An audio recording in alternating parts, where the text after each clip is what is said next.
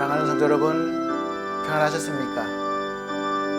지금 비가 오락가락하면서 또 폭우가 쏟아졌다 그쳤다 하는데 비 피해는 없으신지요? 집 단돌이 잘 하시길 바랍니다. 또 다니실 때 또 조심하시길 바랍니다. 오늘도 하나님 주신 은혜로 예배의 자리에 모였습니다. 다 같이 예배 드릴 때에 하나님의 임재하심을 깨닫고 또 느끼고 누리시길 원하며 또 모든 마음의 평화가 임하시길 바랍니다. 이 시간 다 같이 묵상기도 드리심으로 예배를 드리도록 하겠습니다. 다 같이 묵상기도 드리겠습니다.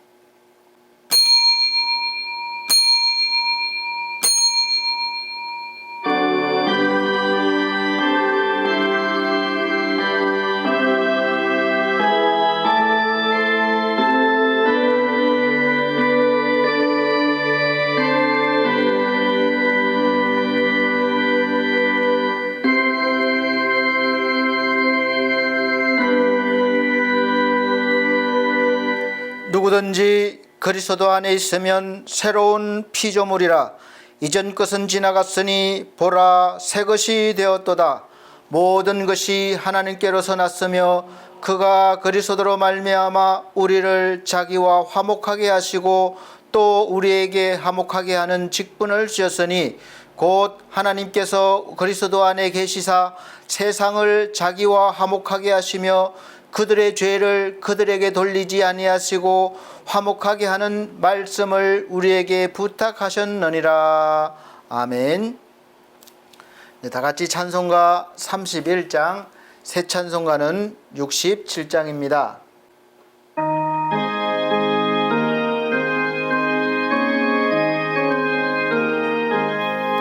영광의 왕께 다 경배하며 그 크신 사랑 늘 찬송하라. 예부터 영원히 참방패시니 그 영광의 주를 다 찬송하라. 능력과 은혜 다 찬송하라.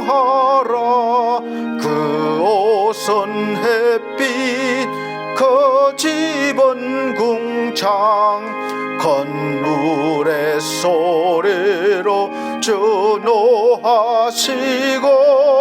폭풍의 날개로 주 달리신다. 저 아름답고 놀라운 은혜에 가득한 이 땅 다 주의 조화. 그 힘찬 명령에 더 잡히나니 저 푸른 바다는 옷자락이라. 질거릇같이 연약한 인생 주 의지하여 늘 강건하리. 온 백성 지으신 만왕이시니 그 자비 영원히 변함없소라. 아멘.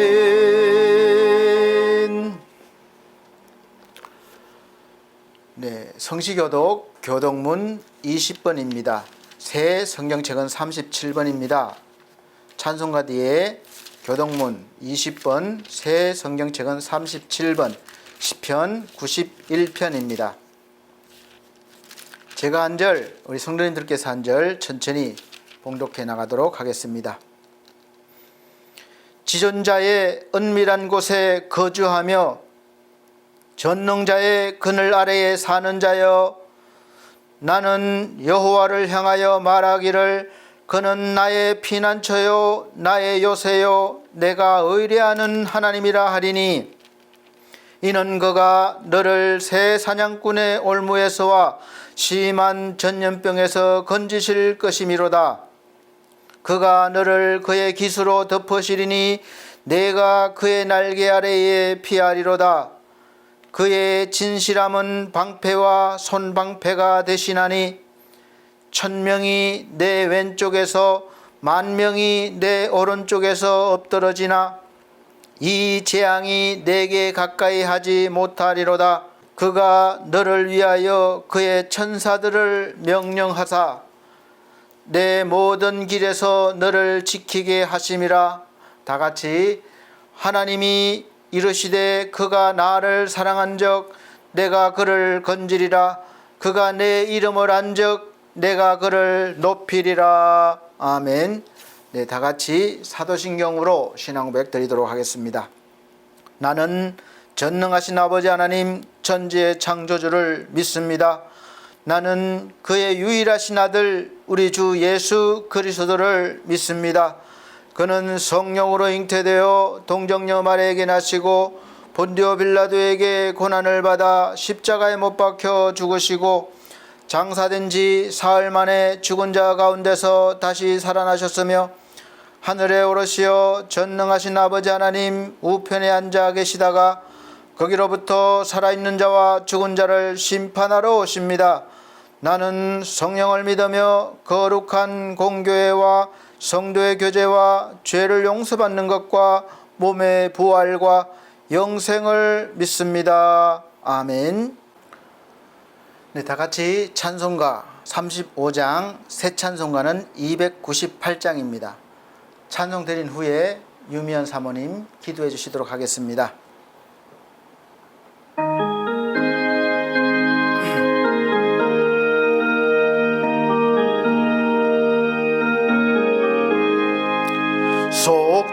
속죄하신 그 새 주를 내가 찬송하리라. 내게 자유 주시려고 주가 고난 당했네. 크신 사랑 찬양하리. 나의 죄 사하려고 십자가에 돌아가신 나의 주 찬양하리. 내가 구원받은 증거 기뻐 전파하리라.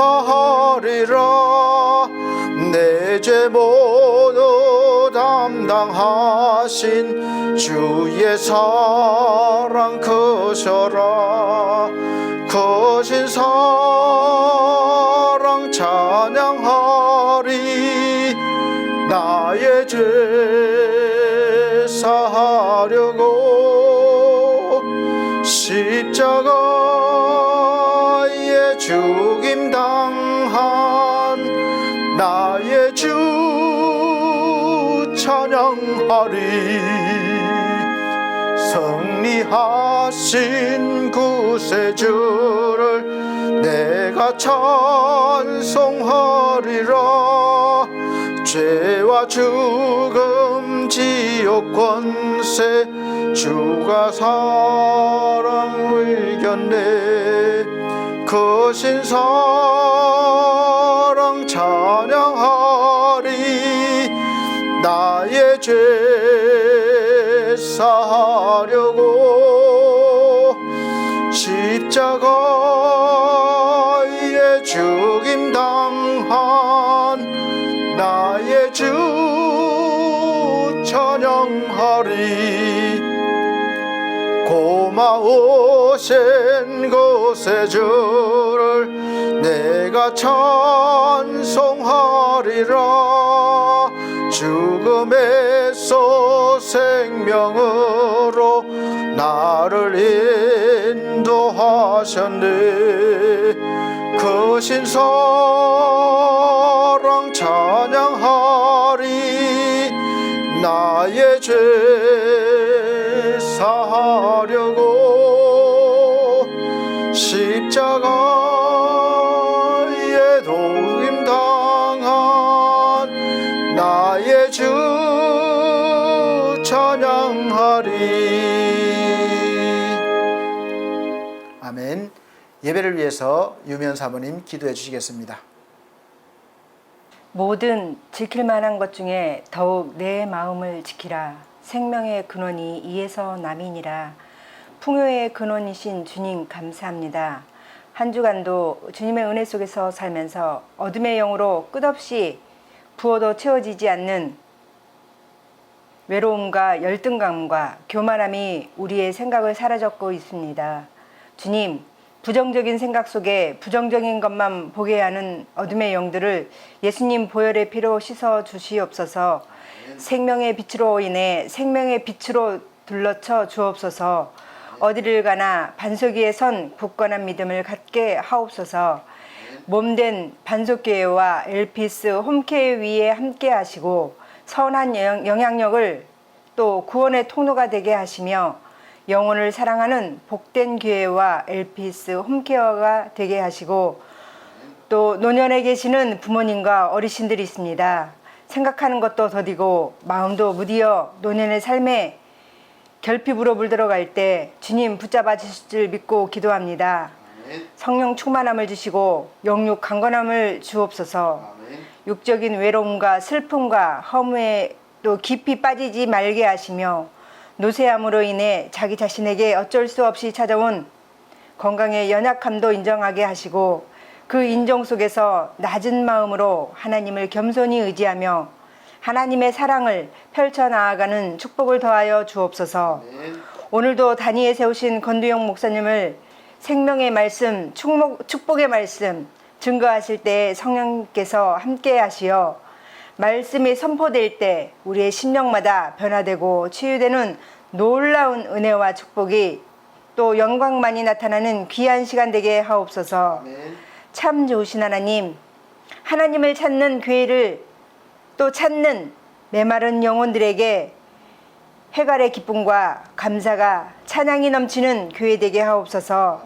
이 시간도 귀한 종을 기억하시고 주님의 나라가 확장되고 복음이 전파되는 우리 교회가 든든히 서가도록 축복하시고 또 이 시간도 우리와 함께 이 예배를 인도하여 주실 줄 믿고 감사드리며 예수님의 거룩하신 이름으로 기도드리옵나이다. 아멘.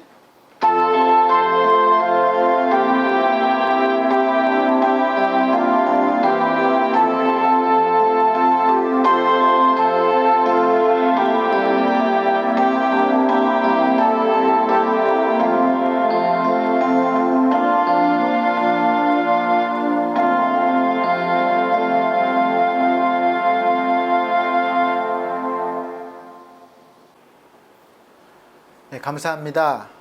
오늘 하나님께서 우리에게 주시는 하늘의 양식은 구약 성경입니다. 열왕기 하 17장 22절로 33절 말씀입니다. 열왕기 하 17장 22절로 33절 말씀 제가 천천히 봉독해 드리도록 하겠습니다. 이스라엘 자손이 여로보암이 행한 모든 죄를 따라 행하여 거기서 떠나지 아니하므로 여호와께서 그의 종 모든 선지자를 통하여 하신 말씀대로 드디어 이스라엘을 그 앞에서 내쫓으신지라. 이스라엘이 고향에서 아수르에 사로잡혀 가서 오늘까지 이르렀더라. 아수르 왕이 바벨론과 구다와 아하와 하맛과 스발와임에서 사람을 옮겨다가 이스라엘 자손을 대신하여 사마리아 여러 성읍에 두매 그들이 사마리아를 차지하고 그 여러 성읍에 거주하니라. 그들이 처음으로 거기 거주할 때에 여호와를 경외하지 아니하므로 여호와께서 사자들을 그들 가운데에 보내심에 몇 사람을 죽인지라.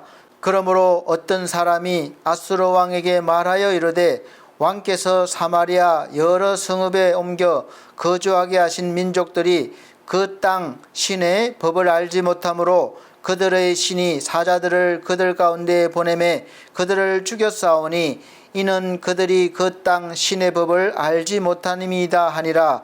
아수르 왕이 명령하여 이르되 너희는 그곳에서 사로잡아온 제사장 한 사람을 그곳으로 데려가되 그가 그곳에 가서 거주하며 그 땅 신의 법을 무리에게 가르치게 하라 하니 이에 사마리아에서 사로잡혀간 제사장 중 한 사람이 와서 베델에 살며 백성에게 어떻게 여호와 경외할지를 가르쳤더라. 그러나 각 민족이 각기 자기의 신상들을 만들어 사마리아 사람이 지은 여러 산당들에 두되 각 민족이 자기들이 거주한 성읍에서 그렇게 하여 바벨론 사람들은 숫꽃 분옷을 만들었고 굿 사람들은 네르가를 만들었고 하맛 사람들은 아시마를 만들었고 아와 사람들은 니파스와 다르닥을 만들었고 스발와임 사람들은 그 자녀를 불살라 그들의 신 아드렛멜렉과 아남멜렉에게 드렸으며 그들이 또 여호와를 경외하여 자기 중에서 사람을 산당의 제사장으로 택하여 그 산당들에서 자기를 위하여 제사를 드리게 하니라. 이와 같이 그들이 여호와도 경외하고 또한 어디서부터 옮겨왔든지 그 민족의 풍속대로 자기의 신들도 섬겼더라. 아멘. 사랑하는 성도 여러분, 평안하셨습니까? 비가 오락가락하고 폭우가 쏟아지기도 하고 그러는데 집 피해는 없으신지요? 이동하실 때 조심하시고 집안 단돌이 잘 하셔서 피해를 받지 마시길 바랍니다. 오늘 설교 말씀의 제목은 가게에 흐르는 저주를 끊어야 산다라는 제목으로 말씀을 선포하도록 하겠습니다. 이 가게에 흐르는 저주를 끊어야 산다라는 책이 있습니다. 기억이 생생한데 메릴린 힐키 여사가 쓴 책입니다. 이제 목사님 아내였어요. 자기 부모님이 정신적인 문제가 있습니다. 정신병자죠. 그래서 입원해 있습니다. 그 유전인자가 자기에게도 있어서 언제 그런 증상이 나타날지 모른다는 의사의 말에 늘 그런 증상이 나타날까 두려움으로 살고 있습니다.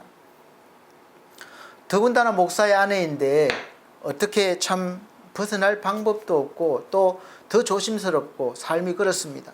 그런데 그러던 어느 날 지하 창고에 내려갔는데 갑자기 그 두려움에 저주의 목소리가 더 크게 막 사로잡는 거예요. 메릴린 히키, 너는 이제 곧 정신병자가 될 거야. 너는 미쳐버릴 거야. 그래서 너는 남편 목사도 못하게 만들 거야. 교회에서 성도들이 잊지 못하게 만들 거야. 그런 소리가 막 들려오기 시작하는 거예요.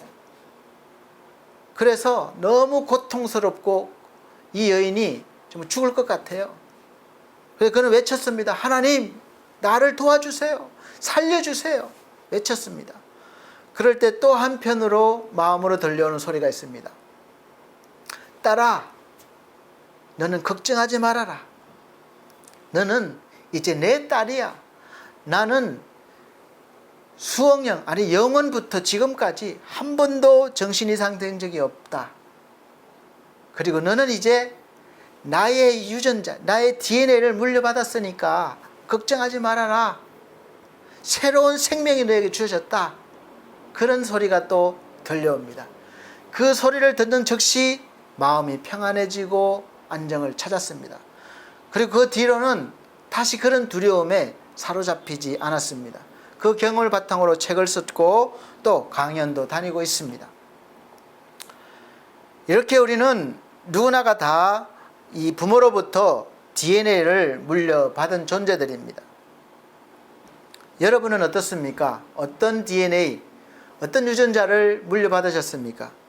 뭐 좋은 유전자도 받았을 것이고 또 내 마음에 들지 않는 유전자도 받았다고 생각하실 거예요.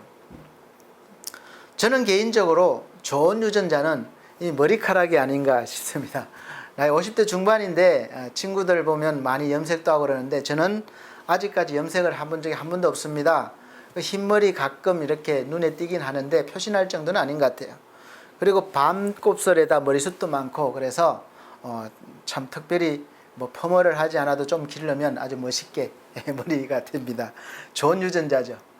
그리고 또 마음에 들지 않는 것은 저희 부모님이 다 이렇게 피부에 검버섯이 많이 좀 생기는 피부입니다. 부모님도 물려받았죠.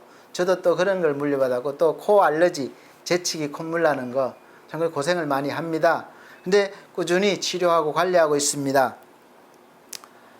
근데 이 육체의 유전인자는 사실 우리가 예수 믿고 나면 그렇게 중요하지 않습니다. 왜냐하면 영원하지 않다는 것을 알거든요. 우리에게는 이 육체는 한계가 있고 늘 곧 소멸될 흙으로 돌아갈 그런 육체라는 것을 알게 됩니다. 그리고 또 다른 내가 있다는 것을 알게 됩니다. 영적인 사람이죠. 그 나의 영이 이제 하나님의 유전인자를 받아야 영원히 살 수 있는 것을 알고 또 하나님의 자녀가 되는 그 방법에 우리가 참 나아가서 그 은혜 안에 들어가는 거죠. 그러면 하나님의 유전인자를 받아서 우리가 하나님의 자녀가 돼서 영원한 생명과 은혜를 누릴 수가 있습니다. 이 열왕기 상하는 이스라엘과 유다의 왕이 세워지고 수시로 왕이 바뀌는 과정에서 이스라엘 백성을 통치하는 그런 이스라엘 역사를 보여주고 있습니다. 근데 특이한 점은 이 하나님의 선택을 받고 그렇게 많은 사랑과 돌보심을 받은 이 백성들이 수시로 불신앙, 다른 신을 섬기는 거예요. 하나님을 배신하는 것을 볼 수 있습니다. 그러다 가끔 새로운 왕이 세워지면서 좀 의롭게 살아보려고 나름대로 우상을 없애고 뭐 또 하나님을 경외하는 것 같지만 그것도 잠깐이고 또 완전히 하나님만 섬기는 것이 아니라 또 산당의 다른 신들까지도 함께 섬기는 오늘 말씀과 같이 그런 불신앙의 죄가 이어지고 있는 것을 볼 수가 있습니다. 어느 한 대에 그러고 거치는 것이 아니라 계속해서 대대로 그것이 물려지는 것을 볼 수 있어요. 그런 이스라엘에게 하나님은 계속해서 경고를 하시고 때로는 주위의 나라들을 일으키시고 이스라엘 백성들에게 채찍으로 사용하셨습니다. 잡혀가게 하시고 고난을 당하게 하셨어요. 다행히도 그런 가운데서도 하나님은 가끔 하나님을 경외하고 하나님의 의를 행하려는 그런 왕을 세워서 완전하지는 않지만 이스라엘 백성들이 그 완전히 죄에 빠져서 멸망하지 않도록 하신 것이죠. 근데 왕이 세워지면 꼭 빠지지 않는 말씀이 있습니다. 하나님 보시기에 그 전 왕들과 같이 악을 행하고 이방신을 섬기는 일들을 반복하고 있는 것입니다. 그 누구도 이 죄로부터 오는 저주를 끊을 수 있는 힘이 없었던 것이죠. 잠깐 의를 흉내내는 왕이 있었지만 그도 역시 마찬가지로 대로부터 오는 완전한 그 죄로부터 오는 저주를 끊어내지를 못했습니다. 그래서 열왕기 상하를 통틀어서도 왕들의 업적을 보면 하나님 보시기에 정직한 삶, 즉 율법대로 계속해서 살아서 하나님께 영광을 돌리는 왕은 없었습니다. 그들이 잠깐 하나님을 경외했지만 계속해서 백성들이 산당에서 각자 모시고 온 그 민족들의 신을 섬기고 이런 것들을 끊어내지는 못한 것이죠. 죄의 뿌리가 남아서 계속해서 하나님과 이스라엘 사이를 갈라놓고 있는 것입니다. 하나님께서 말씀하셨습니다. 신명기 5장 8절에서 9절 말씀 보면 너는 자기를 위하여 새긴 우상을 만들지 말고 위로 하늘에 있는 것이나 아래로 땅에 있는 것이나 땅 밑 물속에 있는 것에 아무 형상이든지 만들지 말며 그것들에게 절하지 말며 그것들을 섬기지 말라. 나 여호와 너희 하나님은 질투하는 하나님인즉 나를 미워하는 자의 죄를 갚되 아비로부터 아들에게까지 3, 4대까지 이르게 하느니와 라고 말씀하셨습니다. 아비로부터 3, 4대에 이르면 끝나느냐? 그렇지 않습니다. 또 그 아들이 아비가 되면 또 거기서부터 3, 4대 계속 나가니까 이것은 뭐 계속되는 저주가 이어질 수밖에 없어요. 이 무서운 저주가 가게에 흐르는 이상 우리는 하나님께 은혜와 구원을 받을 수 없고 또 영원한 저주의 형벌을 받을 수밖에 없습니다. 우리는 누구나가 이 육의 부모로부터 태어났습니다. 즉 육의 부모로부터 태어났다는 것은 아담의 후손이라는 것입니다. 그래서 아담이 죄인이 되었기 때문에 아담의 후손은 그 죄의 DNA가 잠재되어 있어 계속 물려받는다는 거예요. 금방 태어난 아기까지도 그 DNA가 있기 때문에 우리가 원죄를 적용해서 죄인이라고 하는 겁니다. 이 아기가 무슨 죄를 지었겠습니까? 우리가 보기에 너무나 귀엽고 해맑잖아요. 천사 같잖아요. 그러나 성경은 그 아담의 DNA를 물려받았기 때문에, 태어났기 때문에 죄인이라고 규정을 짓습니다.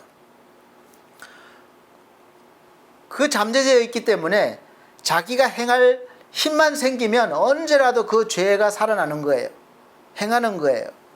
그래서 하나님께서 이제 아담의 후손이 아니라 성령으로, 사람의 후손, 핏줄이 아니라 성령으로 이제 동정녀 마리아에게서 태어나게 하신 예수 그리스도, 하나님의 아들 예수 그리스도 안으로 들어오게 해서 이제는 전혀 새로운 DNA를 주시려는 겁니다. 새로운 존재가 되려고 하게 하시려는 거예요. 그 방법밖에는 죄를 끊어낼 수 있는 방법이 없기 때문에 그렇습니다. 로마서 5장 12절 말씀 보면 이러므로 한 사람으로 말미암아 죄가 세상에 들어오고 죄로 말미암아 사망이 왔나니 이 한 사람이 누굽니까? 바로 아담입니다. 그리고 이와 같이 모든 사람이 죄를 지었으므로 사망이 모든 사람에게 이르렀느니라. 사망을 벗어난 사람은 아무도 없어요. 다 누구나 죽습니다. 조금 더 오래 살고 덜 살고 뿐이에요. 모든 사람에게 이르는 것입니다. 한 사람, 즉 이 아담으로 시작된 죄가 모든 사람에게 이르렀고 사망한다고 말씀하고 있습니다. 오늘도 마찬가지예요. 한 사람도 여기서 예외가 될 수 없습니다. 의인은 없다, 한 사람도 없다라고 선언하고 있으십니다. 그리고 성경은 즉시 반대로 또 한 분으로 말미암아 의가 나타나서, 이 사람에게 없는 의가 나타났다는 거예요. 그래서 이 의가 많은 사람을 의인이 되게 하고 생명을 얻게 한다고 말씀하고 있습니다. 로마서 5장 15절 그러나 이 언사는 그 범죄와 같지 아니하니 곧 한 사람의 범죄를 인하여 많은 사람이 죽었은즉 더욱 하나님의 은혜와 또는 한 사람 예수 그리스도의 은혜로 말미암아 선물이 많은 사람에게 넘쳤으리라. 17절 한 사람의 범죄를 인하여 사망이 그 한 사람으로 말미암아 왕노릇하였은즉 더욱 은혜와 의의 선물을 넘치게 받는 자들이 한 분 예수 그리스도를 말미암아 생명 안에서 왕노릇하리로다. 아멘. 그리고 21절 이는 죄가 사망 안에서 왕노릇한 것 같이 은혜도 또한 의로 말미암아 왕노릇하여 우리 주 예수 그리스도로 말미암아 영생에 이르게 하려 함이니라. 아멘. 여기서 계속해서 죄가 왕노릇하고 예수 그리스도의 의가 왕노릇한다고 표현하는 것은 왕이 나라를 통치하지 않습니까? 그래서 우리를 통치한다는 거예요. 우리는 내가 나를 통치하는 것 같지만 그렇지 않습니다. 분명히 성경에서는 죄가 나를 통치하든지 하나님의 의가 나를 통치하든지 둘 중에 하나입니다. 이제 동시에 하든지. 그래서 이게 싸우게 되잖아요. 그래서 우리 내면에 이제 예수를 믿는 사람들은 누가 더 많이 통치하냐로 늘 싸움이 일어나는데 이 싸움을 사도 바울은 혈과 육에 대한 싸움이 아니라 하늘에 있는 악한 영들에 대한 싸움이라고 에베소서 6장 12절 말씀하고 있습니다. 우리의 씨름은 혈과 육에 대한 것이 아니요 정사와 권세와 이 어둠의 세상 주관자들과 하늘에 있는 악의 영들에 대함이라. 아멘.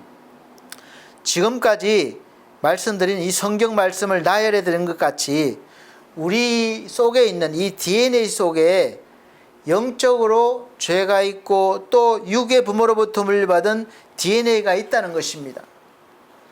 그리고 이 육의 DNA 가지고는 영의 DNA를 이길 수가 없습니다. 나는 내가 이기고 싶어도 이 보이지 않는 영적인 존재, 죄로부터 오는 그 저주로부터 오는 악한 것들을 끊어낼 수가 없는 거죠. 정말 이기고 싶어서 도덕적으로 율법적으로 노력하고 도를 닦는 수준으로까지 온 힘을 다해도 근본적인 것은 바꿀 수가 없습니다. 그래서 육의 부모로부터 물려받은 것을 나도 모르게 따라하는 거예요.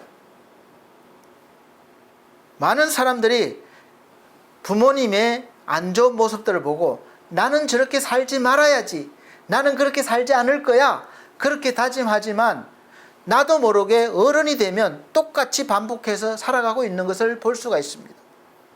알코올 중독 아버지, 어머니, 가정폭력, 가부장적인 삶, 정이 없는 거, 하여간 여러 가지 그런 모습들을 고생하면서 시달리면서 자라나면서 나는 이를 갈면서 저렇게는 안 살 거야 다짐하지만 어쩔 수 없이 우리도 나도 모르게 결혼하고 가정을 이루면 폭력을 행사하고 알코올 중독자가 되고 또 가부장적으로 되고 그렇게 되는 것입니다. 왜 그렇습니까? 바로 이 DNA를 물려받았기 때문에 그래요. 아버지가 술 먹고 엄마를 때리고 자기를 때리고 혼내고 집안 물건을 집어던져 물건을 부수고 때로는 다른 여자를 만나서 엄마 속을 썩이고 그래서 자주 사니 안 사니 부부싸움을 하는 것을 보고 자란 자식, 또 어머니는 그럴 때마다 집을 나가서 들어오지도 않고 그냥 술 먹고 또 그 화를 자식들에게 화풀이하고 이런 엄마를 보고 자란 자식, 나는 안 그래야지 하지만 이상하게 자기도 모르게 똑같이 행동하고 있는 것입니다. 왜 그렇습니까?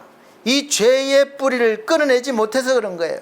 너희 죄를 갚되 3, 4대까지, 이 3, 4대를 지나면 괜찮습니까? 그 자식에게 내려가면 그 자식으로부터 또 3, 4대가 되기 때문에 이 저주를 벗어날 수가 없는 거예요. 그럼 우리는 이 지긋지긋한 죄의 뿌리를, 가게에 흐르는 저주를 어떻게 끊어낼 수가 있겠습니까? 어디 부모 학교 가서 교육을 받아야 됩니까? 아니면 어디 가르침을 누구한테 받아야 됩니까? 물론 우리가 또 좋은 DNA도 물려받았습니다. 그리고 어떤 분들은 양심적으로 살기도 해요. 또 어떤 분들은 많은 좋은 일들을 하기도 합니다. 의의 그림자로 살기도 해요. 그래서 존경받습니다. 그래서 사람의 눈에 보기에는 도덕적으로 의롭게 사는 것처럼 보이기도 합니다. 그러나 그 삶이 하나님 앞에까지 가서 의로운 삶이 되는 것은 아닙니다. 왜냐하면 내 의지가 약해지면 즉시 가라앉은 그 죄의 모습이 다시 드러내는 거예요. 모습을 드러내는 거예요. 지금은 내가 의지로 누르고 있지만 내 의지가 약해지면 즉시 그것이 나타나는 거예요. 우리가 참다 폭발할 때가 바로 그런 경우입니다. 아니 저 사람이 그렇지 않은데 왜 저렇게 화를 내지? 왜 저렇게 악해졌지? 그렇지 않습니까? 본래 있는 모습이 나오는 거예요. 내가 아는 젊은 사람이 목사님, 내가 목사님 자식이 되겠습니다. 그렇게 찾아와서 온갖 노력을 다 밥을 사주고 맛있는 것도 사주고 옷도 사주고 잘 섬겨도 제가 인정해 주지 않으면 내 아들이 될 수가 없어요. 그런데 다른 데 가서는 자기 혼자 제 자식이라고 막 떠들고 다니고 그렇게 행세를 해도 죄가 나타나면 그 청년은 그냥 고개를 숙이고 마는 것입니다. 부끄러운 거예요. 인정도 하지 않기 때문에. 마찬가지로 우리가 하나님 앞에 아무리 착한 척, 의로운 척하고 하나님께 인정을 받으려고 도덕적으로 율법적으로 살고 노력해도 하나님은 우리를 그냥 자식으로, 그 행위만 가지고 자식으로 인정하시지 않습니다. 저를 찾아온 이 청년이 제 자식이 될 수 있는 방법은 두 가지입니다. 첫째는 정말 유전적으로 제 DNA를 물려받아서 자식이 되려면 태어나야 되겠죠. 제 핏줄로 태어나겠죠. 이것은 안 됩니다. 이미 태어났기 때문에. 두 번째 방법이죠. 법적으로 양자가 되는 것입니다. 제가 인정할 법으로 받아들이는 거예요. 양자로 삼는 거예요. 그러면 제 자식이 될 수 있습니다. 첫째로 DNA를 물려받아서 자식이 되든지, 둘째로 법적으로 양자가 되든지, 어쨌든 자식이 되면 죄에게서 모든 것을 받을 권리가 생기는 거예요.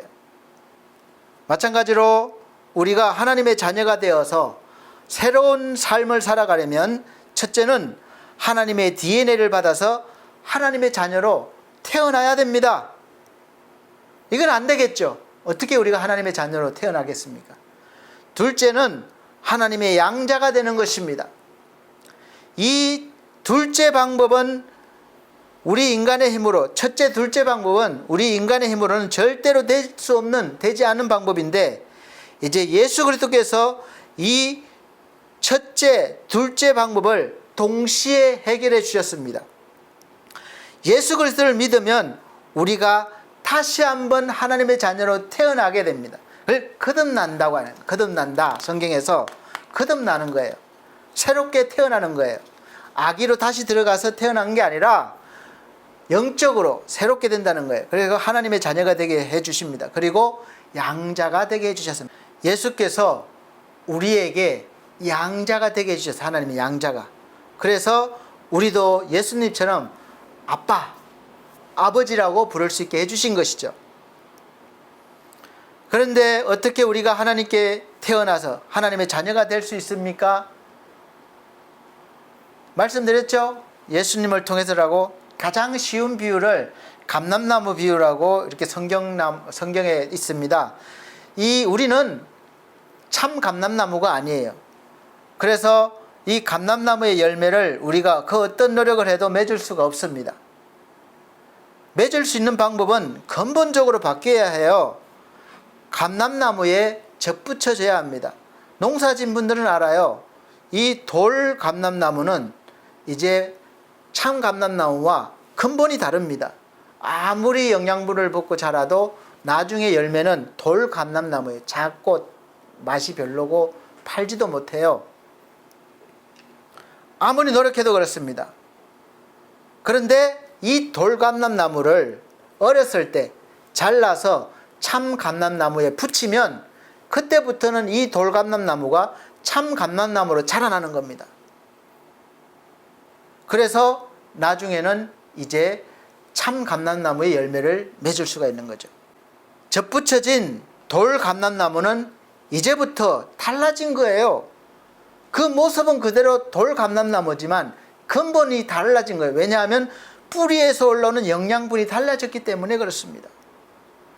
그래서 그 뿌리에서 올라오는 영양분을 먹고 자란 이 돌 감람나무는 마치 진짜 처음에 감람나무처럼 자라서 감람나무 열매를 맺고 농부를 기쁘게 합니다. 그리고 그 열매 가운데 어떤 열매는 참하기도 하고 실하기도 하고 어떤 열매는 또 때로는 부실하기도 해요. 먹을 것이 제대로 없을 수도 있지만 그럼에도 불구하고 그 열매는 누가 뭐라고 그래도 돌감람나무 열매가 아니라 참 감람나무 열매인 것입니다.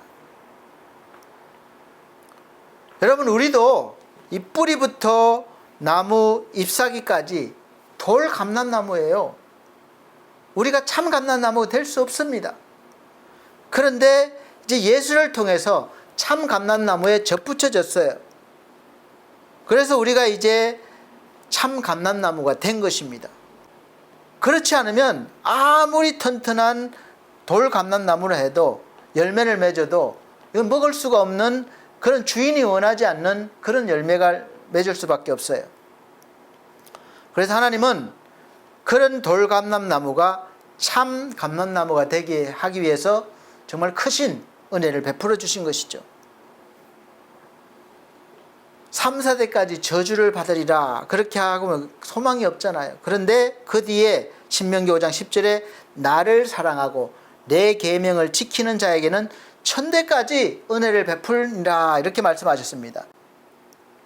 여기서 1000대까지라고 하시면 영원한 은혜인 것입니다. 이 영원한 은혜를 베푸시고 우리가 누리게 하기 위해서 하나님께서 죄를 완전히 멸하시고, 죄가 있으면 안 되니까 멸하시고 이 죄의 권능인 사망을 끊기 위해서, 해결하기 위해서 우리 인간 대신에 하나밖에 없는 독생자 예수 그리스도를 죄에게 내어주셔서 가장 큰 능력인 사망을 당하게 하시고 죄의 대가를 받게 하시고 다시 부활하심으로 사망을 이기셨어요. 죄에 대한 종지부를 찍으셨습니다. 그리고 예수 그리스도로 안으로 들어오게 하는 자들, 들어오는 자들은 이제 전혀 새로운 영적인 존재, 거듭난 다시 태어나게 해서 하나님의 자녀가 되게 하시는 거예요. 죄로부터, 저주로부터 완전히 해방을 시켜 주신 것이죠. 우리가 예수 그리스도께서 나의 저주를 끊어내시기 위해서 나 대신, 우리 대신 흘리신 그 피 흘리시며 죽으시면서까지 저주를 담당하셨고, 이제 그 저주를 받을 존재가 아니라, 하셨기 때문에 받을 존재가 아니라 하나님의 자녀가 되는 그런 존재가 됐죠. 그리고 영원한 복을 받을 존재가 되게 해 주셨습니다. 이것을 믿는 순간부터 이 은혜의 복이 영원히 받는 것이고, 은혜의 복을 영원히 받는 것이고, 이제 시작되는 것입니다. 지금 이 순간부터, 믿는 순간부터 효력을 발휘하게 되는 것이죠. 믿고 내가 돌을 많이 닦아야, 신앙생활을 많이 해야 되는 것이 아니라, 믿는 즉시 이 영원한 효과가 주어지는 것입니다. 예수 믿어도, 그런데 예수 믿어도 여전히 죄를 지을 때가 많고, 또 우리 마음에 죄로부터 오는 이 형벌과 저주가 두렵게 느껴질 때도 있습니다. 그럴 때가 많아요. 그래서 우리가 말씀은 죄에서 자유했다 하지만 죄에 대한 자유함을 느끼지 못하고 누리지 못하고 살 때가 많지만, 사실은 그것은 순전히 율법 안에 나를 가두어 놓기 때문에 그렇습니다. 그래서 그 율법이 우리 양심으로 작용을 해서 우리를 늘 정죄하고 괴롭게 하고 두렵게 하는 것이죠. 이것은 죄가 가지고 있는 권능이라고 그랬습니다. 죄의 권능은 율법입니다. 그래서 율법을 통해서, 하나님이 주신 율법을 통해서 자꾸 죄가 그것을 통해서 우리를 정죄하는 거예요. 너는 죄인이야. 너는 저주받을 거야. 너는 지옥에 갈 거야. 그렇게 살아서 되겠냐? 그렇게 자격을 자꾸 논하는 것입니다. 근데 하나님은 어떤 단계의 자격을 원하지 않아요. 믿음으로 해결하신 것입니다. 우리 그리스도인들은 율법이 정하는 죄의 정죄에서, 판결에서 완전히 벗어난 사람들입니다. 이것을 예수께서 해주셨습니다. 이것을 믿으면 우리가 그렇게 된 것입니다. 그렇게 여겨야 됩니다. 내 양심에 아무리 가책이 느껴져도 이제 벗어났어요. 그렇다고 내 마음대로 살아도 된다는 그런 생각을 하시면 완전히 복음을 이해하지 못한 것입니다. 복음을 깨닫는 사람은 그렇게 살지도 않고 그렇게 살 수도 없습니다. 그럼에도 불구하고 연약한 육체를 입고 있는 우리는 이 아담의 DNA가 살아있는 동안 여전히 남아있기 때문에 나를 죄의 법 아래로 자꾸 이끌어가는 거예요. 그래서 내가 끌려갈 때도 있지만, 그럼에도 불구하고 우리는 여전히 이 죄의 권능에서 벗어난 자유한 하나님의 자녀요, 백성들임은 틀림없다는 것을 믿으시길 바랍니다. 우리에게 조상으로부터 오는 저주는 더 이상 없습니다. 끊어졌습니다. 예수께서 다 끊어 놓으셨어요. 성경에서 하나님의 말씀으로 선포되어 있습니다. 이 사도 바울이 죄의 법과 하나님의 법과 싸우면서 엄청난 갈등을 겪고 난 후에 이렇게 죄로부터 자유했다고 선언했습니다. 로마서 8장 1절 2절 그러므로 이제 그리스도 예수 안에 있는 자에게는 결코 반드시 정죄함이 없다. 이것은 우리 인간 입장에서가 아니라 하나님께서 우리를 보시기에 라는 것은 분명히 이 마음에 새겨주시길 바랍니다. 하나님이 예수 안에 있는 자에게는 더 이상 죄인이라고 하지 않겠다, 이 선언이신 거예요. 이는 그리스도 예수 안에 있는 생명의 성령의 법이 죄와 사망의 법에서 너를 해방하였음이라. 아멘. 해방하셨다는 거예요. 여러분 양심으로 아니다 해도 믿으시길 바랍니다. 해방했다고 하나님이 선언하셨습니다. 이미 과거와 현재와 미래에 대한 죄에 대한 판결은 예수께서 대신 다 받아주셨기 때문에, 대가를 치러주셨기 때문에 내 양심에서 또 다른 누군가가 나를 향하여 너는 죄인이야, 너는 벌 받을 거야, 아무리 그렇게 해도 우리가 담대히 선언할 수 있습니다. 어떻게 선언하냐? 나는 죄로부터 자유한 사람이야, 저주는 없어. 그렇게 선언하셔야 되는 거예요. 나는 이제 하나님의 자녀야. 그래서 죄의 권능은 예수 그리스도 안에 있는 자에게는 통하지 않습니다. 죄의 권능은 뭡니까? 사망이에요. 그래서 예수 안에 있는 사람은 영생을 얻었잖아요. 그러니까 통하지 않는 것이죠. 그래서 죄로부터 오는 두려움이, 저주로부터 오는 두려움이 없어진 것입니다. 그래서 죄의 최고 권능은 사망인데, 그 최고 권능인 사망에 대해서 우리가 담대히 외칠 수 있게 했습니다. 어떻게 외치느냐? 고린도전서 15장 55절 56절, 사망아 너의 이기는 것이 어디 있느냐? 사망아 너의 쏘는 것이 어디 있느냐? 사망에 쏘는 것은 죄요, 죄의 권능은 율법이라. 아멘. 자, 죄가 죄되게 하는 것이 바로 법이죠. 법이 있어야 죄인 줄 알죠. 우리가 법이 없으면 횡단보도 건너가도 죄가 안 됩니다. 법이 없으면 내가 남의 것을 가져와도 죄가 안 돼요. 내 힘으로 내가 갔는데 누가 뭐라고 그럽니까? 힘센 사람이 최고지. 그런데 법이 있기 때문에 죄가 되는 거예요. 그래서 그 죄의 권능은 바로 법입니다. 더군다나 그냥 사람의 법이나 율법이에요. 그래서 양심까지 판단하는 겁니다.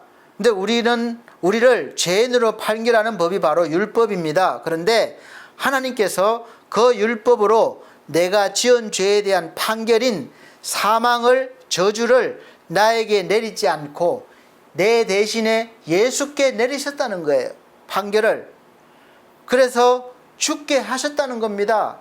대신 다 죄값을 받게 하셨다는 거예요. 피 흘리게 하셨습니다. 고난당하게 하셨습니다. 가시관을 써시게 하셨습니다. 내가 있어야 될 자리에 서게 되신 거죠. 서게 하신 거죠.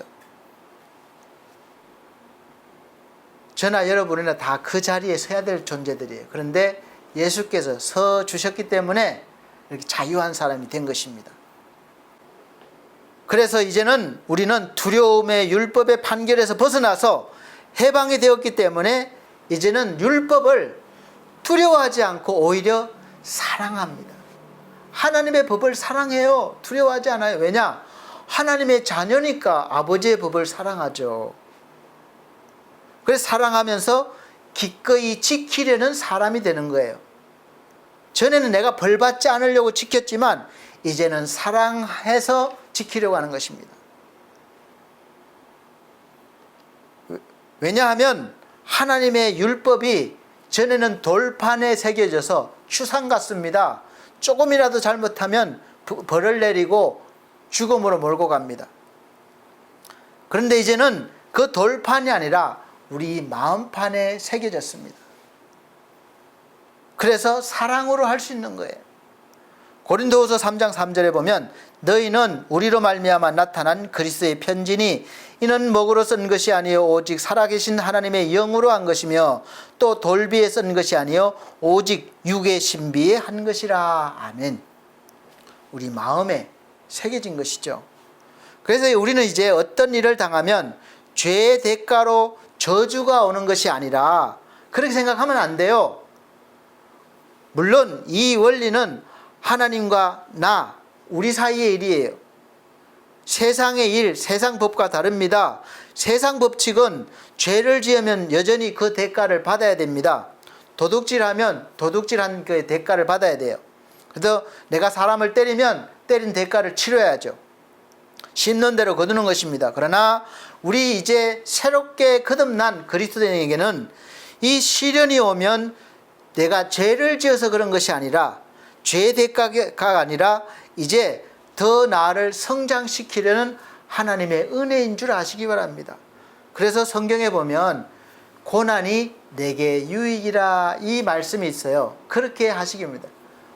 환난은 인내를, 인내는 연단을, 그리고 이 연단은 우리를 더 성장시키는 그런 일들을 하는 거예요. 그래 하나님이 허락하신 것입니다. 이 환난을 통해서 우리가 저주받아서 죽지 않습니다. 그러니까 염려하지 마십시오. 두려워하지 말고 당당하게 하나님과 함께 헤쳐나가시면 내가 더 큰 사람으로 성장할 수 있다는 것을 믿으시길 바랍니다. 그래서 이제 우리가 성장하면 그동안 하지 못했던 흉내만 냈던 마음에만 있던 하나님의 사랑, 용서, 섬김, 성실함, 감사, 찬양, 이러한 삶을 실제 삶으로 풍성하게 나타나고 열매를 맺을 수 있다는 것이죠. 이것이 바로 우리라는 것입니다. 할렐루야. 이러한 열매 많이 맺으시기를 바랍니다. 그러므로 우리를 통해서 예수 그리스도가 세상에 비춰나가게 하는 거예요. 주님의 빛이 나를 통해서 막 비춰나가게 하는 거예요. 이게 우리의 삶입니다. 그러므로 이제부터는 예수 그리스도 안에 있는 자에게 결코 정죄하지 않겠다는 하나님의 약속이 계심으로 우리는 계속해서 내 잘못, 자신의 잘못된 삶을 돌아보면서 하나님 앞에 설 때마다 회개하고 맨날 그렇게 발전 없이 회개의 삶을 되풀이하며 살 것이 아닙니다. 율법으로 자기를 가둬놓지 마세요. 그러면 매일매일 자신뿐만 아니라 다른 사람까지도 정죄를 하며 사는 것이에요. 나는 죄인입니다. 하나님 용서해 주세요. 다음 주 가도 또 하나님 나는 죄를 지었습니다. 용서해 주세요. 다른 사람도 그렇게 하면 너는 죄인이야. 이렇게 하는 겁니다. 이건 우리의 삶이 아니에요. 하나님이 그렇게 살라고 예수 그리스도 안으로 들어오게 하신 것이 아닙니다. 그래서 다시는 우리가 율법 안에 자신을 가두어 놓으면 안 돼요. 오히려 마음에 이제 새겼다는 거잖아요. 이제 사랑으로 이렇게 하는 것입니다. 그래서 사도 바울이 갈라디아 사람들에게 안타까워서, 그렇게 살려는 사람들에게, 갈라디아 사람들에게 안타까워서 편지를 쓴 것이 오늘날 성경이 된 것입니다. 갈라디아서 3장 1절에 3절 말씀 보면 어리석도다 그렇게 시작해요. 갈라디아 사람들아, 예수 그리스도께서 십자가에 못 박히신 것이 너희 눈앞에 밝히 보이거늘 누가 너희를 깨드냐? 내가 너희에게 다만 이것을 알려 하노니 너희가 성령을 받은 것은 율법의 행위로냐 믿음으로냐? 너희가 이같이 어리석으냐? 성령으로 시작하였다가 이제는 육체로 마치겠느냐? 아멘.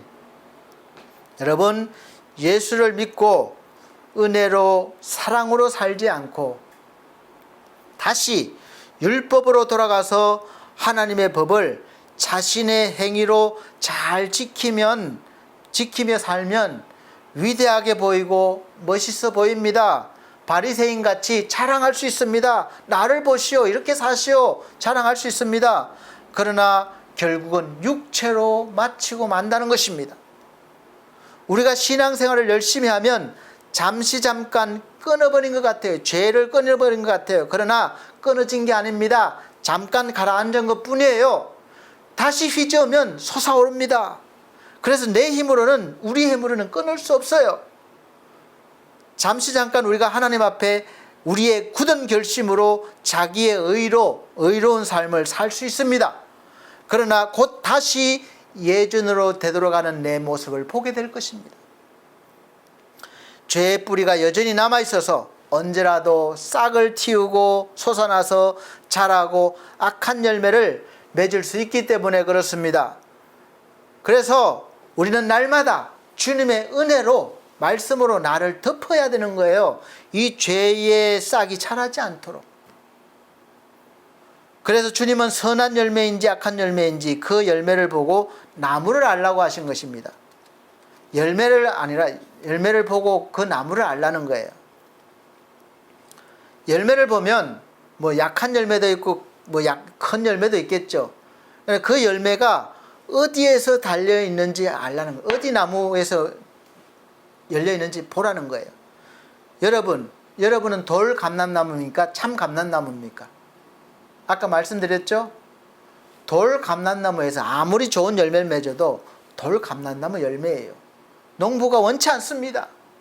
그러나 참 감람나무, 우리는 이제 참 감람나무에 접붙여져서 비록 모습은 이렇지만 그래도 진짜 참 감람나무가 된 거예요. 하나님의 자녀가 된 거예요.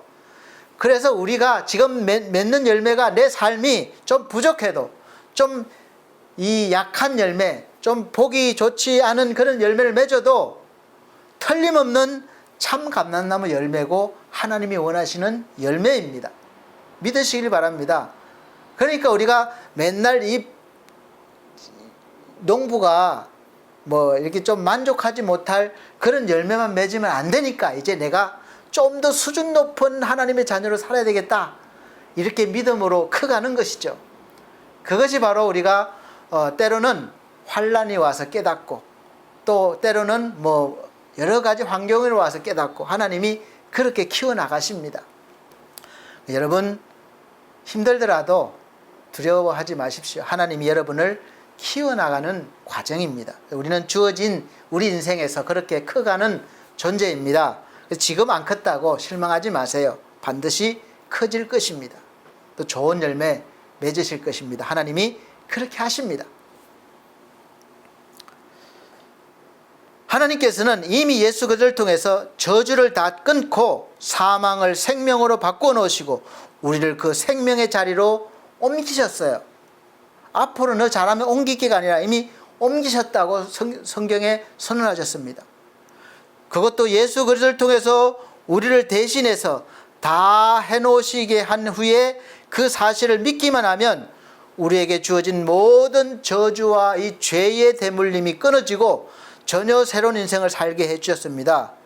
그래서 우리가 할 일은 율법을 넘어서서 자유함을 주시는 복음 안으로 들어와야 저주로부터, 죄로부터 해방될 수 있습니다.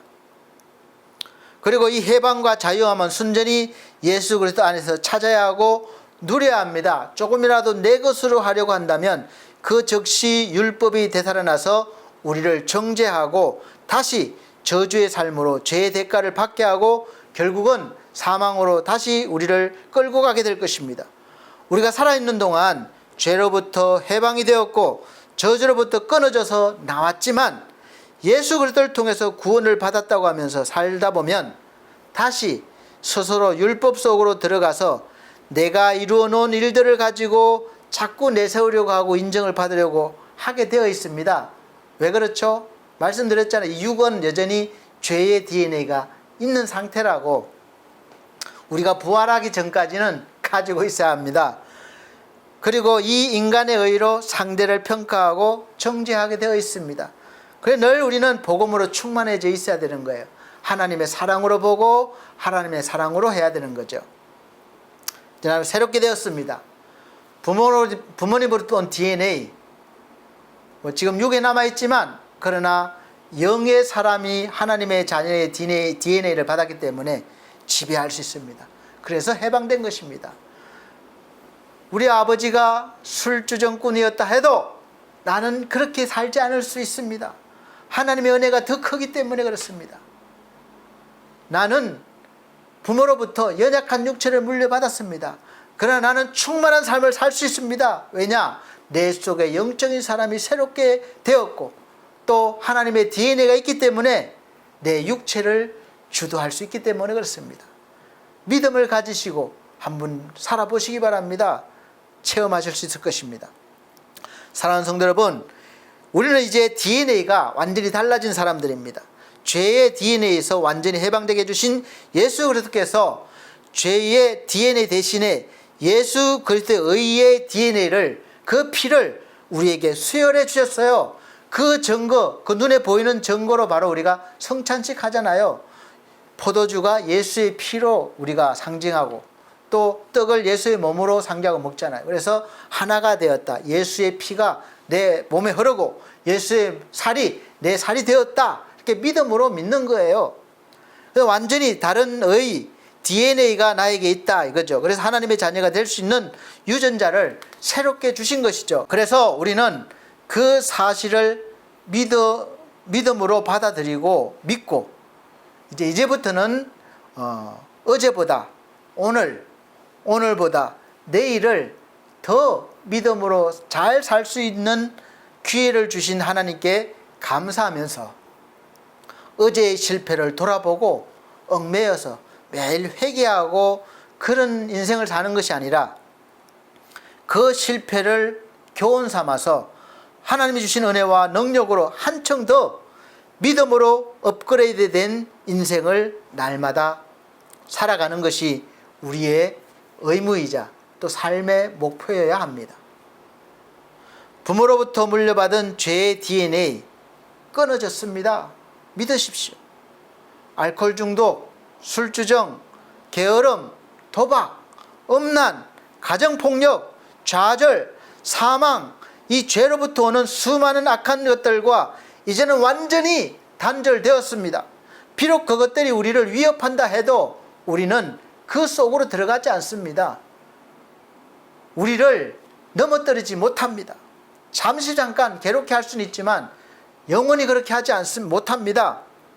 그리고 그 자리에 하나님이 주신 이제 사랑, 용서, 화목, 섬김, 성실, 소망, 이 생명이 채워졌기 때문에 우리가 성령과 동행하면서 이 성령께서 그것을 사용할 수 있도록 계속 감동 주시고 힘을 주시잖아요. 그래서 성령과 동행하면서 날마다 하나씩, 둘씩, 셋씩 더 많이 삶에 적용해 나가시길 바랍니다. 오늘 내가 살아있다는 것은 하나님께서 어제보다 더 나아지라고 발전하라고 주신 기회입니다. 그렇게 새로운 사람으로 살아가시면서 가정을 한번 먼저 나를 바꿔보시고 또 가정을 바꿔보시기 바랍니다. 바꾸지 않아도 저절로 바뀔 것입니다. 그리고 주위를 돌아보십시오. 바꿀 수 있는 힘이 있습니다. 지난 날을 후회하고 또 회개를 반복하는 것은 어리석은 일이라고 했습니다. 어제의 잘못을 오늘 만회하려고 하지 마세요. 이미 지나간 기회입니다. 오늘 잘하시기 바랍니다. 새롭게 잘하시기 바라요. 그리고 더 잘할 수 있는 우리에게 내일이 또 주어질지 누가 알겠습니까? 그러면 내일이 또 오늘이 되면 오늘 또 그렇게 하시면 되는 거예요. 그럼 날마다 발전할 수 있는 인생이 될 수 있습니다. 오늘 나에게 내려오는 이 가게에 흐르는 저주가 예수를 통해서 끊어졌다고 선언하시기 바랍니다. 그래서 하나님이 주신 능력과 권세로 오늘부터 새로운 삶을 살아내시기 바랍니다. 그러한 능력이 주어졌습니다. 여러 가지 환경 속에서 하나님이 주신 기회를 잡으시고 위대한 오늘을 살아내시기 바랍니다. 위대한 인생이 될 것입니다. 그러므로 이제 우리는 날마다 죄를 회개하는 것보다 좀 더 하나님의 사랑으로 살지 못한 것에 안타까워하면서 이제부터는 좀 더 그리스도인답게 하나님의 자녀답게 살 수 있도록 하나님의 도우심을 바라보시면서 하나님이 주시는 은혜와 사랑으로 능력으로 어제보다 더 나은 오늘 그리고 내일을 살아가시길 바랍니다. 이것이 바로 우리 그리스도인의 삶입니다. 어제 속으로 들어가지 말고 오늘 새롭게 주어진 기회의 날에 하나님께서 만회할 수 있도록 주신 은혜의 날에 어제보다 한 걸음 더 믿음으로 도약해서 선한 삶으로 인도해 주시는 하나님께 영광과 찬송을 드리시고 또 죄로부터 자유함과 저주로부터 벗어나서 영원한 복을 받은 것을 누리며 살아가시는 우리 성도님 되시기를 예수 그리스도 이름으로 축복합니다. 기도하겠습니다. 하나님 감사합니다. 이제 하나님이 주신 은혜로 완전히 새로운 존재가 되었음을 말씀을 통해서 깨달았습니다. 믿습니다.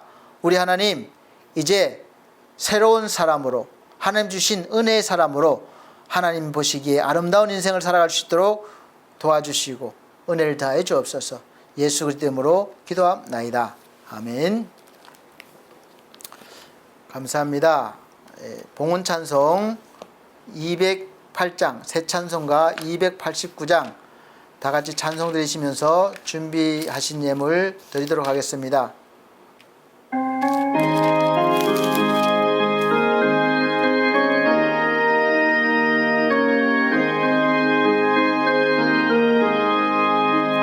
주의 손 내 맘에 들어와 계신 후 변하여 새 사람 되고 내가 늘 바라던 참배철 찾음도 주 예수 내 맘에 오신 주 예수 내 맘에 오신 주 예수 내 맘에 오신 물밀던 내 맘에 기쁨이 넘치면 주 예수 내 맘에 오신 주 예수 내 맘에 들어와 계신 후 망령된 행실을 끊고 머리털보다도 더 많던 내 죄가 눈보다 더 이어졌네. 주 예수 내 맘에 오심, 주 예수 내 맘에 오심, 물밀던 내 맘에 기쁨이 넘치면 주 예수 내 맘에 오심, 내 맘에 소망을 든든히 가짐은 주 예수 내 맘에 오심, 의심의 구름이 사라져버림도 주 예수 내 맘에 오심, 주 예수 내 맘에 오심, 주 예수 내 맘에 오심, 물밀던 내 맘에 기쁨이 넘치면 주 예수 내 맘에 오심, 사망의 엄침한 골짜기 가다가 밝은 빛 호련히 비쳐 저 멀리 하늘문 환하게 보임도 주 예수 내 맘에 오심, 주 예수 내 맘에 오심, 주 예수 내 맘에 오심, 물밀던 내 맘에 기쁨이 넘치면 주 예수 내 맘에 오심, 내가 천성에 올라가 살기는 주 예수 내 맘에 오심, 천성에 올라가 주님을 뵈리니 그 기쁨 비길 데 없네. 주 예수 내 맘에 오심, 주 예수 내 맘에 오심, 물밀던 내 맘에 기쁨이 넘치면 주 예수 내 맘에 오심. 아멘. 네, 감사합니다. 드려진 예물 위해서 기도해 드리도록 하겠습니다. 전주에 드린 예물은 자막으로 올려드리고 있습니다. 하나님 아버지 감사합니다. 하나님 은혜 감사하여 아버지 앞에 11조 예물 드립니다. 감사 예물 드립니다. 또 특별히 권순란 선생님 선교 예물 드렸습니다. 귀한 손길들, 또 몸으로 마음으로 드린 귀한 손길들 기억하시고 날마다 하나님의 은혜 안에 어떠한 환경에서든지 풍성한 믿음의 삶을 살 수 있는 복을, 믿음을 허락하여 주시고 부어 주옵소서. 날마다 주의 빛을 바라며 사는 그리스도인으로 살게 하여 주옵소서. 예수 그리스도 이름으로 축복하고 기도함나이다. 아멘. 감사합니다. 교회 앞에 교회 소식 전합니다. 첫 번째는 22년도 교회 표어는 영의 사람으로 사는 사람, 사도행전 2장 14절로 17절입니다. 두 번째, 매주 주일 오전 11시 예배를 영상으로 드리고 있습니다. 대면 예배 환경이 됐지만 저희 예배는 일반적인 이 교회가 아니라 또 사무실에서 이렇게 예배를 드리고 있습니다. 그래도 한 10명 정도 참석 가능합니다. 오셔서 함께 예배 드릴 수 있는 은혜가 있으시기를 바랍니다. 세 번째, 성도들의 가정과 직장과 사업을 위해서 기도해 주시고 연약한 성도들 건강회복과 믿음회복을 위해서 기도해 주십시오. 기도 제목 있으신 분들은 제가 주소를 이렇게 이메일 주소, 전화번호를 드립니다. 이렇게 보내주시고 연락 주시길 바랍니다. 네 번째, 코로나 바이러스가 다시 조금 감염자 수가 올라가고 있습니다. 여전히 예방을 해야 됩니다. 청결, 소독, 마스크 착용, 거리두기 잘 해주시길 바랍니다. 그리고 나라와 민족을 위해서 계속 기도해 주시길 바랍니다. 참 어려운 때입니다. 우리 모두가 힘을 합쳐서 이 어려움을 잘 헤쳐나가야 됩니다. 여섯 번째 안타까운 소식을 전해드립니다. 함께 신앙생활을 하셨던 우리 황진상 집사님께서 월요일 날 소천하셨습니다. 잠깐 그날 뵀었는데 전혀 그런 게 없었는데 갑자기 이제 검사 받는 중에 소천하셨다는 소식을 들었습니다. 그래서 저도 참 놀랐는데 하여간 애도의 마음을 전하고 또 유가족분들의 하나님 위로가 함께 하시기를 기도드립니다. 여섯 번째는 우리 변우성 권한나 가정에 이제 세례가 있습니다. 그래서 우리 지환이가 유아 세례를 받게 됩니다. 그래서 이제 이번 주일날이죠. 그래서 주일날 유아 세례를 받습니다. 기도해 주시기를 바랍니다. 또 비가 많이 오고 있습니다. 집안 피해 없도록 잘 단둘이 하시고 또 다니실 때 조심하시기 바랍니다.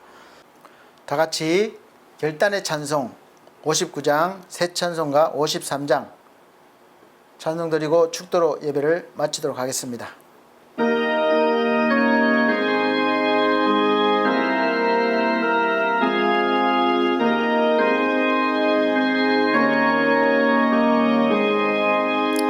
성전을 떠나가기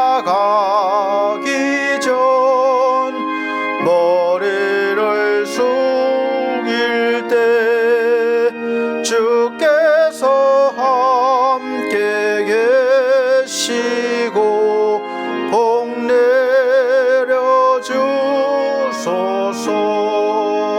집으로 돌아가는 길 주동행하시고 내 모든 언행 심사를 다 지켜주소서. 거룩한 날이 다가고 저녁이 되도록 주의 맘에 빗대사 늘 계시옵소서.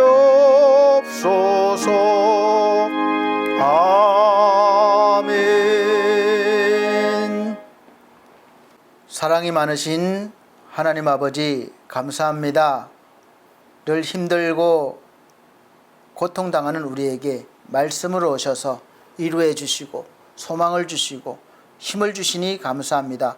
오늘 말씀 들었습니다. 말씀을 통해서 성령께서 역사하셔서 우리를 더욱더 충만한 믿음의 사람으로 살아갈 수 있도록 늘 도와주시고 인도하여 주시옵소서. 특별히 또한 하나님이 부르신 우리 황진상 집사님 주님 품에 안긴 것을 우리가 보며 위로받으며 또 유가족들도 또 소망을 가질 수 있도록 은혜를 더하여 주시옵소서. 우리 모두가 하나님의 품에 안길 존재들입니다. 또 이 땅에 남겨둔 삶의 사명이 있습니다. 열심히 감당하며 주님과 함께 동행하는 삶을 살게 하여 주시옵소서. 주 예수 그리스도의 은혜와 하나님의 크신 사랑과 성령님의 감화감동 교통하신 은혜가 중앙총회와 중앙총회 신학과 서울중앙손회와 또 우리 반석교회 모든 성도들, 오늘 함께 예배드린 귀한 영혼들, 하나님의 새로운 사람으로 충만한 믿음의 삶을 살기를 다짐하는 모든 영혼들 위에 함께 계실지어다. 아멘.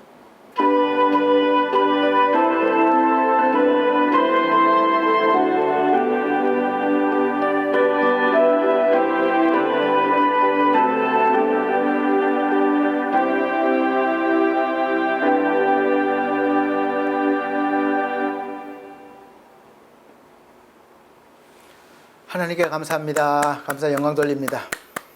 감사합니다. 다음 주에 뵙겠습니다.